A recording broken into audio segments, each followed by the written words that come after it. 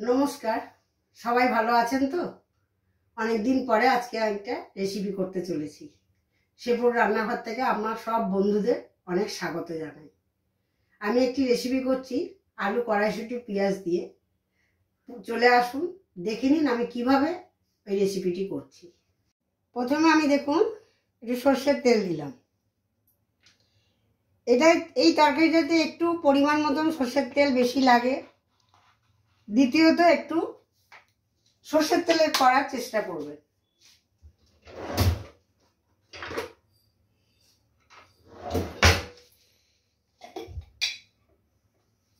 আমি এটা সাদা জিরের ফোড়ন দিলাম, একটু বেশি পরিমাণেই দিলাম। আপনারা চাইলে কালো জিরে দিয়েও করতে পারেন।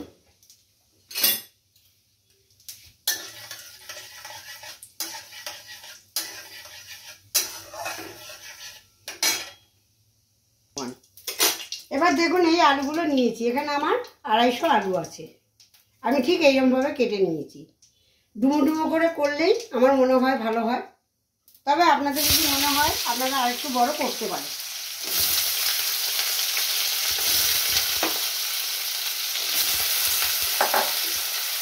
আমি প্রথমে আলুটাকে একটু লালচে করে ভেজে নিচ্ছি।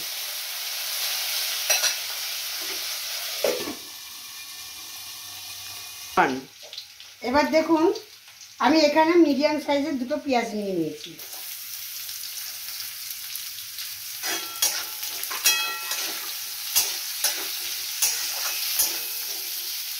এবার পেঁয়াজটা একটু ভাজা হোক, আমি ততক্ষণে দেখুন একটু মিক্সিতে একটু করে নিচ্ছি কড়াইশুঁটি। আমি মিক্সিতে একটু কড়াইশুঁটি আধ বাটা করে নিচ্ছি।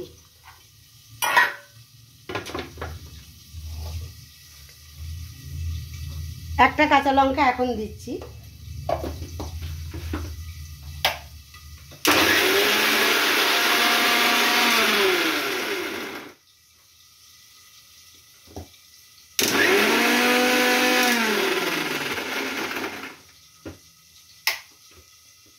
ঠিক এরকম বাটাটা হবে, পুরো বাটবেন না, পুরো একটু আধ বাটা হবে।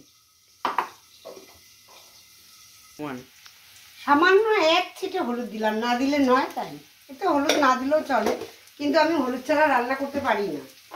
এবার দেখুন আমি কড়াইশুঁটিটা এর মধ্যে দিয়ে দিলাম।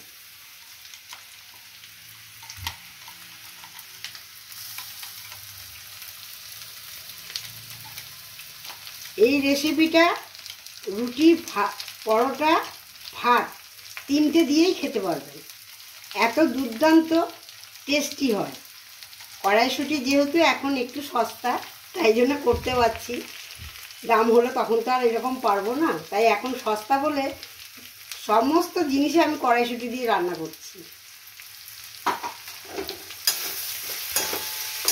আঁচটাকে একদম কমিয়ে দিলাম, একটু কড়াইশুঁটির কাঁচা গন্ধটা চলে যাক।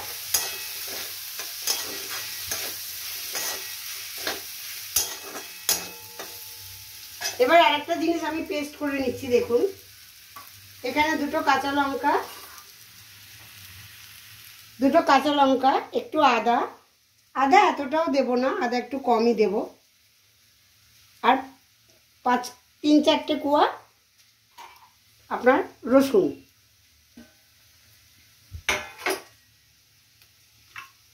এবারে দিয়ে দিলাম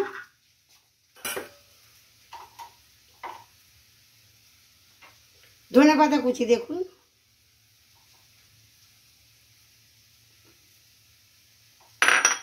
এটা একটু পেস্ট করে নিচ্ছি আমি।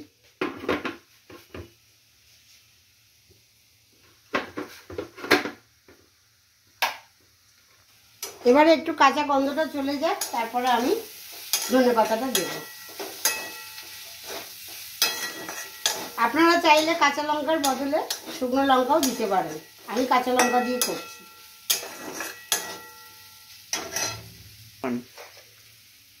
এবার দেখুন পরিমাণ মতন একটু নুন দিয়ে দিলাম। এবারে দেখুন আমি কাঁচা লঙ্কা, আদা, রসুন, ধনেপাতা একসাথে যে একটু পুরো গ্রেট করবেন না, পেস্ট করবেন না, সরি, পুরো পেস্ট করলে ভালো লাগবে না। যেমন কড়াইশুঁটিটা মানে একটু রেখে পেস্ট করবেন, আর এটা ধনেপাতাটাও ঠিক সেরকমভাবেই পেস্ট করবেন, তাহলে জিনিসটা খেতে খুব সুস্বাদু হয়।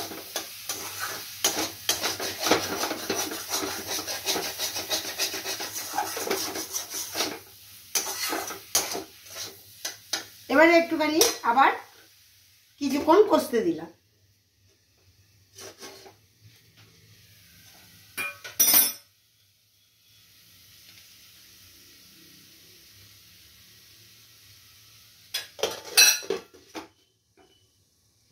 কষুক। এবারে আপনারা যদি মিষ্টি কেউ খেয়ে থাকেন তরকারিতে, তাহলে একটু ব্যালেন্সের জন্য একটু চিনি দেবেন।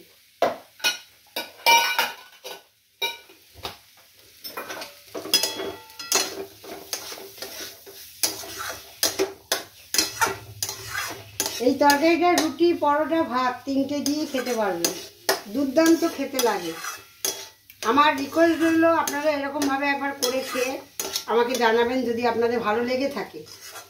লাইক করবেন, বন্ধুদের সঙ্গে শেয়ার করবেন, আর আমার চ্যানেলটিতে একটা সাবস্ক্রাইব করে দেবেন। আপনাদের একটা সাবস্ক্রাইবে আমার কাছে অনেক মূল্যবান।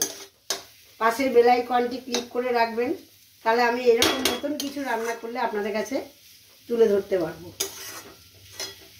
ফেসবুক থেকে যারা দেখছেন তারা ফলো করবেন, আমার পাশে থাকবেন।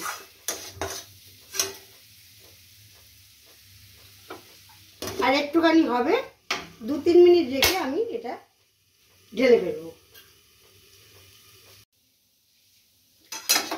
হয়ে গেছে দেখুন, আমি এবার ঢেলে ফেলছি।